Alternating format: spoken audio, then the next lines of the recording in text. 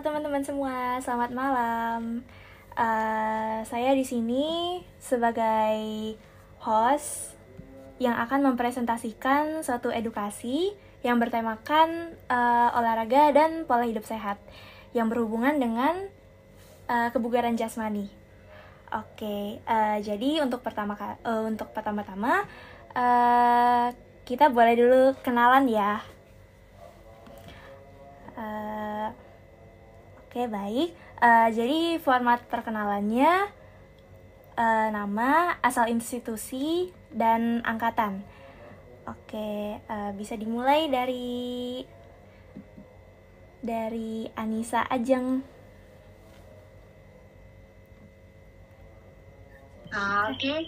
Kenalin, nama aku Anissa Ajeng Putrawati, biasa dipanggil Ajeng, dari Universitas Gadjah Mada, Fakultasnya Kedokteran Hewan, angkatan dari 2022.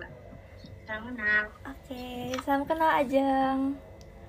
Oke, selanjutnya boleh Hanifah. Halo semuanya, perkenalin nama gue Hanifah Salsabila Andriani, bisa dipanggil Hanifah.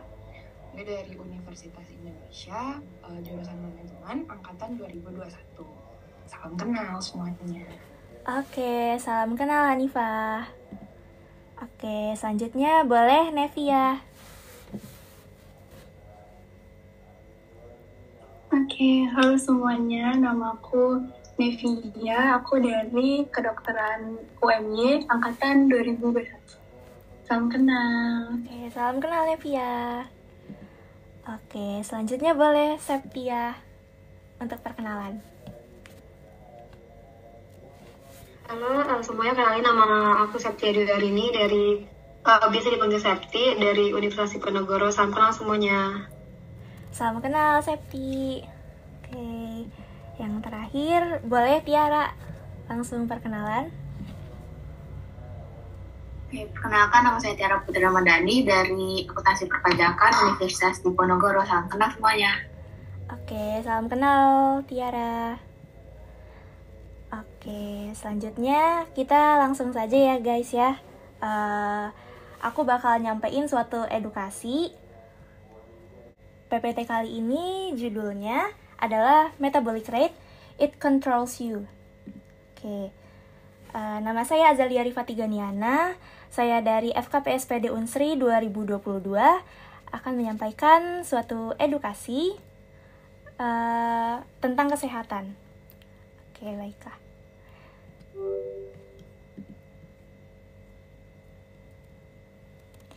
Nah, sebenarnya guys, metabolic rate ini itu berhubungan dengan tingkat kebugaran jasmani, yang dimana metabolic rate itu adalah suatu kemampuan makhluk hidup untuk mengkonversi makanan menjadi energi dalam periode tertentu. Metabolic rate ini dapat berubah-ubah dan relatif tidak sama pada setiap orang. Utamanya, faktor kebugaran jasmani menjadi penentu cepat lambatnya metabolic rate atau laju metabolisme.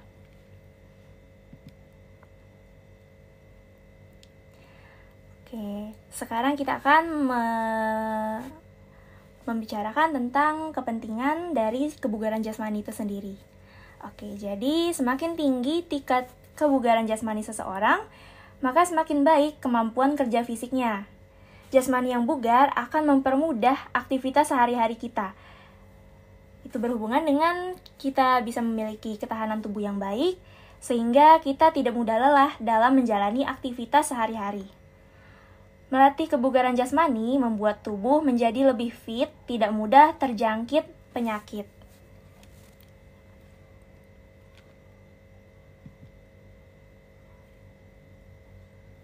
Oke, selanjutnya ini ada beberapa manfaat dari kita memiliki kebugaran jasmani yang baik. Di antaranya bisa dibaca di slide ini. Meningkatkan stamina dan kekuatan tubuh, memiliki respon tubuh yang cepat dan tepat, mencegah penyakit jantung, menurunkan tekanan darah tinggi, mengatasi depresi, memiliki kemampuan pemulihan organ tubuh secara cepat, mengurangi risiko kelebihan berat badan atau obesitas, Lalu ada meningkatkan sistem sirkulasi darah, sistem saraf, dan fungsi jantung. Sebetulnya masih banyak ya kemanfaatan dari kebugaran jasmani ini, tapi saya akan hanya menampilkan sebagian saja.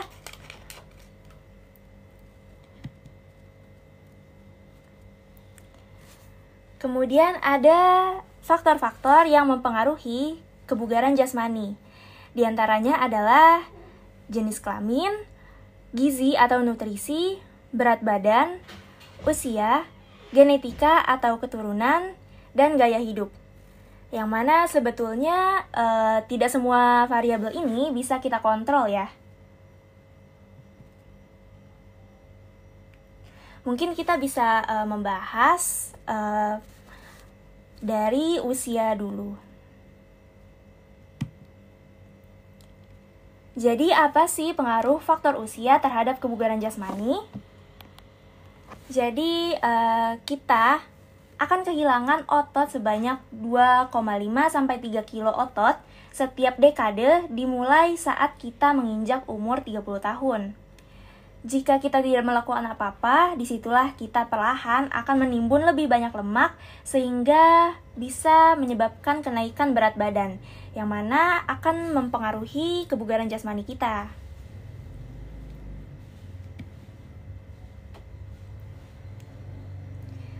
Nah, di sini saya sudah mengelompokkan variabel-variabel mana yang bisa kita kontrol. Di antaranya kalau jenis kelamin itu pasti tidak bisa kita kontrol. Usia juga tidak bisa kita kontrol karena kita akan semakin menua tanpa kita sadari juga. Dan kita juga tidak bisa men-stop usia kita.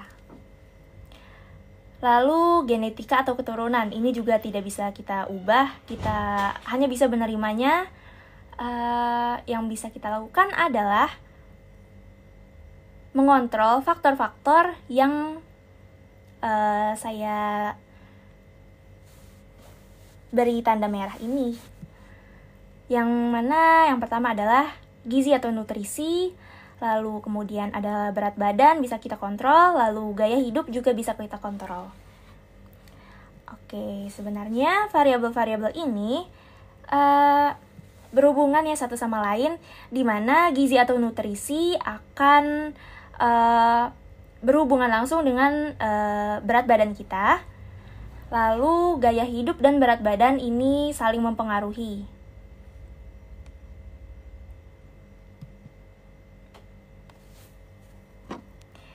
Oke, lalu apa yang bisa kita lakukan untuk meningkatkan kebugaran jasmani kita yang berhubungan juga dengan metabolisme kita?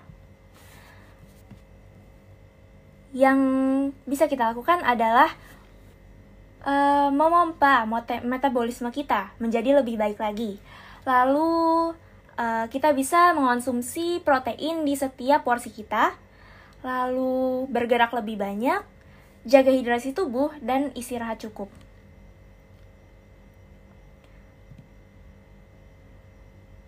Oke, yang pertama adalah pompa metabolisme. Jadi, untuk 0,5 kilo massa otot itu membakar 14 kalori setiap hari.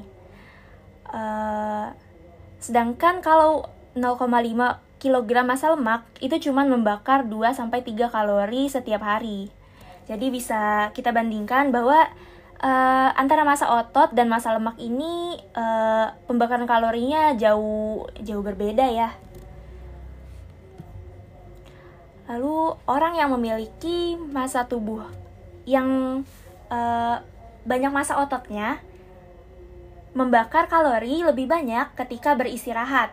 Maksudnya ketika beristirahat, orang dengan massa otot yang besar itu bisa membakar lebih banyak kalori walaupun dia lagi nggak ngapa-ngapain gitu, dibandingkan dengan orang yang memiliki massa lemak yang lebih banyak daripada massa ototnya.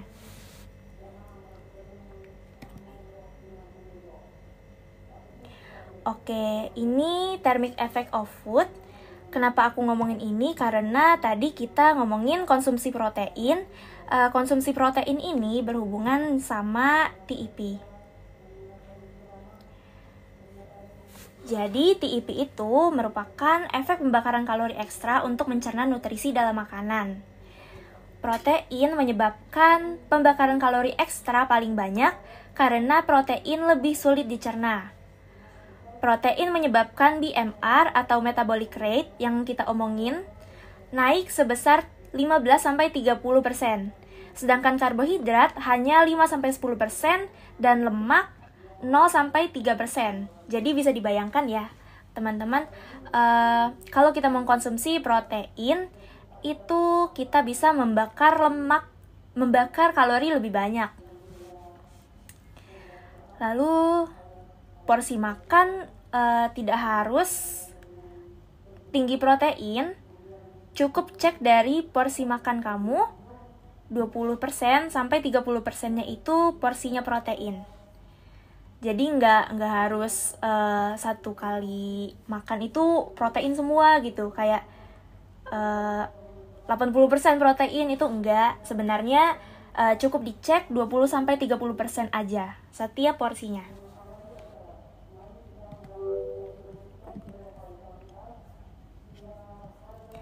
Selanjutnya, bergerak lebih banyak. Bergerak lebih banyak ini solusinya adalah kita harus melakukan pergerakan gitu ya. Pergerakan, di sini aku kasih slogan berdiri, bergerak lebih banyak. Jadi kita bisa ingatkan diri sendiri untuk berdiri, bergerak lebih banyak setiap 1 jam duduk. Untuk apa? Sebenarnya biar kebugaran jasmani kita tetap terjaga, kita nggak mudah pegel, nggak sakit pinggang, dan terhindar dari masalah-masalah yang bisa menyebabkan kita dikategorikan sebagai orang yang tidak bugar. Di sini ada quotes juga, katanya terlalu banyak duduk itu dihubungkan dengan era baru smoking gitu, era baru merokok. Jadi kalau merokok itu kan dia lama-lama menyebabkan penyakit bagi kita ya. Kalau dan juga duduk lebih lama itu bisa menyebabkan penyakit juga kalau kita terus-terusan dalam kondisi tersebut. Oke, jadi apa yang bisa kita lakukan kalau misalnya lagi kerja terus banyak duduk kan. Nah, itu bisa diselingin setiap 1 jam itu kita bisa berdiri, stretching, bikin teh, atau jalan-jalan santai aja di dalam rumah. Lalu ada opsi juga bisa memberi effort lebih untuk membuat makan siang, atau menggunakan transportasi publik, atau prefer naik tangga daripada lift. Itu bisa membantu memboost metabolisme kita.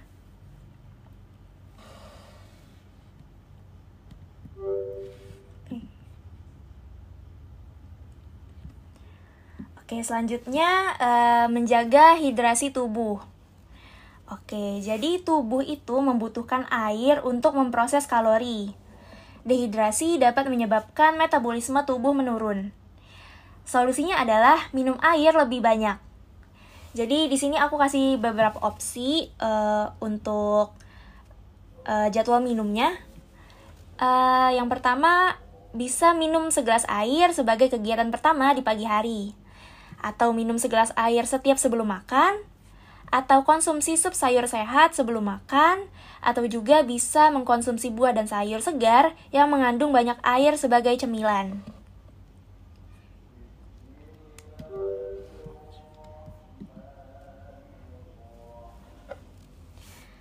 Oke, jadi orang yang minum air lebih banyak cenderung mengkonsumsi makanan yang lebih sedikit.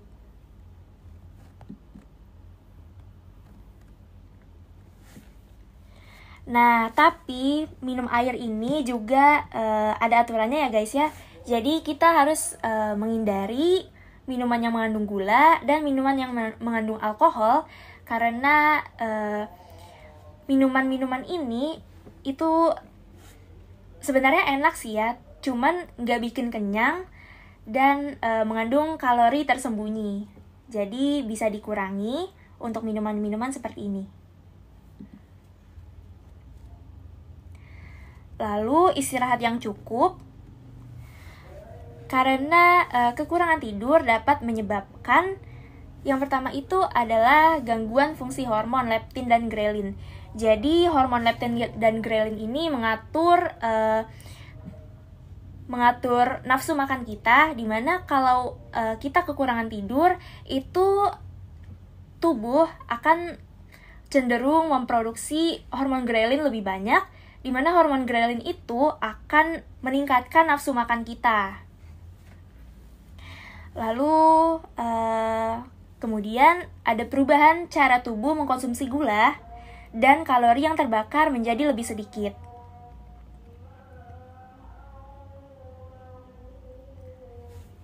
Laju metabolisme yang tinggi akan memberikan energi yang lebih banyak dan mencapai kebugaran jasmani.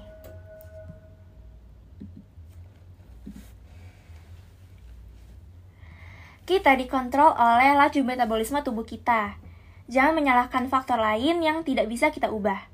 Dengan melakukan sedikit perubahan dalam lifestyle, kita dapat berterima kasih pada diri kita di masa depan nanti. Oke, di sini ada unsur-unsur penting kebugaran jasmani. Unsur-unsur ini sebetulnya penting ya, dan bisa kita coba untuk melakukan beberapa pergerakan ringan, karena kebugaran jasmani ini perlu praktek yang baik ya guys ya. Jadi aku akan ajak kalian di sini untuk olahraga ringan sebentar.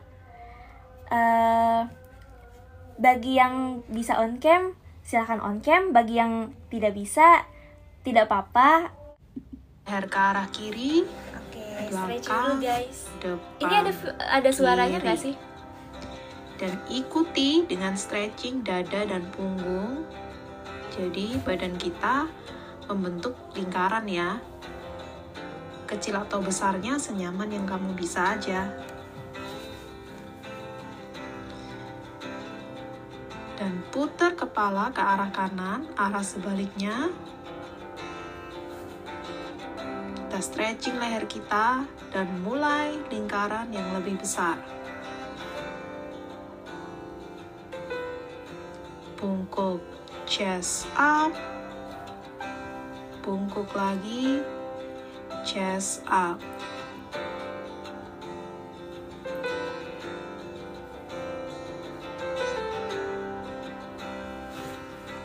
Nah, kita sekarang ke posisi duduk kayak gini. Dan kita shoulder roll belakang, depan, belakang, depan. Back dan chest-nya juga ikutan gerak ya.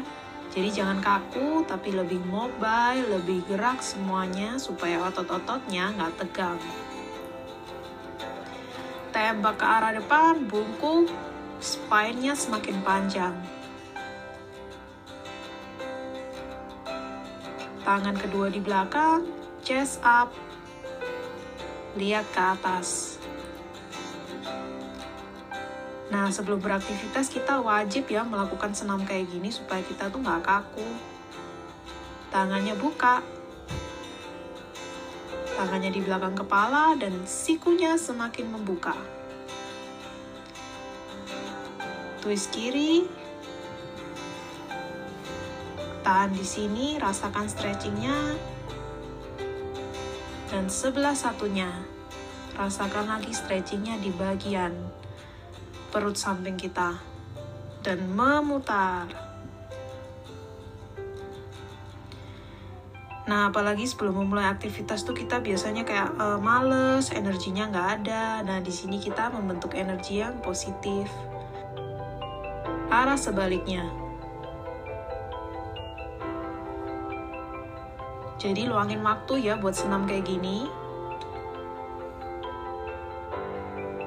Chest up, lihat atas. Semakin buka dadanya.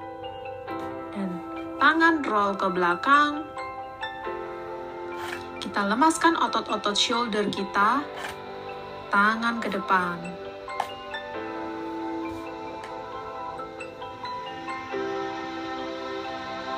Kita ke child's pose. Push tangannya. Jadi tangannya itu nggak santai tapi push. Oke, aku rasa cukup sekian kita olahraganya. Kita lanjut ke PPT lagi untuk slide terakhirnya. Jadi ini ada aplikasi Pacer Health. Ini untuk melanjutkan program training yang bisa kita monitor, dimonitor setiap hari. Ini kerjanya ngapain? Jadi aplikasi Pacer Health ini adalah aplikasi penghitung jumlah langkah kaki yang dimonitor dari intensitas langkah. Jadi kita tiap melangkah itu dihitung langkahnya oleh Pacer Health ini. Jadi kita bisa monitor jumlah kalori yang terbakar, lalu active time kita berapa, dan langkah kaki kita berapa. Dan ini gratis di Google Play ataupun Play Store. App Store juga ada. Oke, untuk kalimat terakhirnya adalah tidak masalah untuk mulai dari mana saja, yang terpenting adalah kemauan untuk berubah, konsisten, dan melihat progres dalam diri masing-masing. Terima kasih teman-teman sudah menyimak. Saya Azalia Rifatiganiana. Cukup sekian untuk presentasi saya kali ini. Semoga bermanfaat bagi teman-teman semua dan bisa diaplikasikan di kehidupan sehari-hari. Oke. Teman-teman, terima kasih banyak ya atas waktunya. Sebentar lagi Zoom ini akan ditutup. Jadi untuk teman-teman semua, semangat kuliahnya.